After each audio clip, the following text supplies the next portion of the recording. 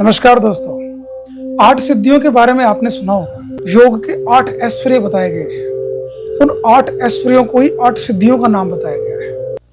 8 सिद्धियों की अलग अलग शक्तियां होती हैं, अलग अलग उनकी उपलब्धियां होती हैं। जैसे जैसे आप योग साधना में डूबते हैं, योग साधना की गहराइयों में जाते हैं, वैसे वैसे आपको एक से बढ़ के एक सिद्धियां आपको मिलती रहती हैं। सिद्धियां योग शास्त्रों में हजारों हैं, लेकिन मुख्य 8 सिद्धियों को बताया गया है। आज मैं उन 8 सिद्धियों का प्रयोग और उन 8 सिद्धियों का क्या महत्व है, उनसे आपको क्या पावर मिल सकती है, मैं उन 8 सिद्धियों के बारे में आज आपको बताऊंगा। पहली सिद्धि है अणिमा। अणिमा के अंदर तीनों लोकों के अंदर जितने भी जीव जंतु हैं, जो भी जीव जंतु आपको दिखाई देते हैं, वे सभी उस योगी के अधीन हो जाते हैं। ऐसा योग शास्त्रों में बताया गया है। अर्थात कि वो योगी जब चाहे जैसा चाहे जिसको अपने वश में कर सकता है, वो जिससे जो करवाना चाहे वो सब करवा सकता है। ऐसा कोई कार्य नहीं जो वह तीनों लोकों में जो भी जीव जंतु है, मनुष्य है और कोई भी जीव जंतु, सबसे वो अपना कार्य करवा सकता है। ऐसा उस अणिमा सिद्धि, जो कि पहली सिद्धि ही है, उसका ऐसा फल है। इस अणिमा सिद्धि से कहा गया है कि जो कुछ भी इन तीनों लोकों के अंदर मनुष्यों के द्वारा असाध्य है, अर्थात एक आम आदमी जो कोई चीज प्राप्त नहीं कर सकता, अगर जिसके पास अणिमा नामक सिद्धि है, वह आदमी, वह योगी इस तीनों लोकों में कुछ भी प्राप्त कर सकता है। उसके लिए कुछ भी दुर्लभ नहीं है। दूसरी सिद्धि है लघिमा। लघिमा सिद्धि के अंदर योगी जब चाहे जहां चाहे तीव्र गति से जा सकता है। वह आकाश में उड़ सकता है, हवा में उड़ सकता है, पानी के ऊपर तैर सकता है अत्यंत तीव्र गति से।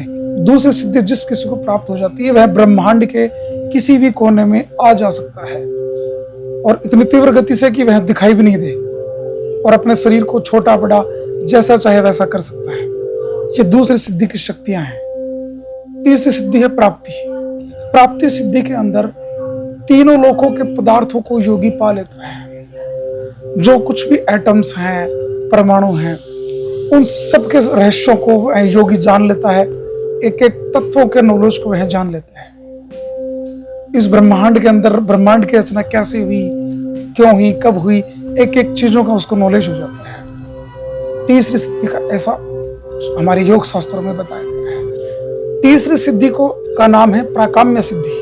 प्राकाम्य सिद्धि के अंदर योगी जैसा चाहे जब चाहे जिस प्रकार का भोग सकता है। उसके लिए कहीं कोई पाप पुण्य, कहीं कोई रोक टोक, कुछ भी उसके लिए मान्य नहीं होता।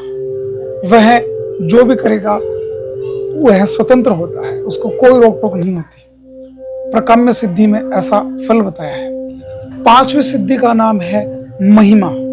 महिमा सिद्धि के अंदर योगी जहां चाहे बैठा रहे, वह इस ब्रह्मांड के किसी भी कोने के अंदर देख सकता है। कहाँ कब क्या हो रहा है सब कुछ देख सकता है। यहाँ भारत में बैठा हुआ, विदेश में किस जगह कहाँ क्या हो रहा है सब कुछ देख सकता है। और यही नहीं, वह अंतरिक्ष के किसी भी लोक के अंदर भी देख सकता है कि कब किस लोक में, जैसे यहाँ बैठा है और स्वर्ग के अंदर देख सकता है कि इंद्र बैठा बैठा क्या कर रहा है। तीनों लोकों को वह देख सकता है। ऐसा योगी जिसको 5वीं सिद्धि प्राप्त हो जाती है। 6वीं सिद्धि का नाम है ईशित्व सिद्धि।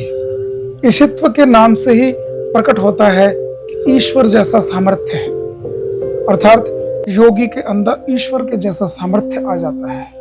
वह 5 तत्वों, पृथ्वी, जल, अग्नि, आकाश, वायु, इन 5 तत्वों के अंदर सभी सुख और दुख जो भी प्रकट होते हैं, सभी वो जैसा चाहे जिसको दुख दे सकता है, जिसको सुख दे सकता है। ऐसा प्रभाव उस योगी के अंदर आ जाता है, वह स्वयं ईश्वर हो जाता है। 7वीं सिद्धि है वशित्व सिद्धि। वशित्व सिद्धि के अंदर ये संपूर्ण चराचर जगत, सारा सृष्टि उस योगी के वश में हो जाता है। जहां योगी जाता है वहां योगी जो चाहे वो कर सकता है, जिससे चाहे जो कार्य करवा सकता है। देवताओं से यक्ष, गंधर्व, किन्नर, भूत, प्रेत, पिशाच, जितने भी योनियां हैं, इन सभी योनियों के लोगों से वह जो चाहे वैसा चाहे अपना कार्य सिद्ध करवा सकता है।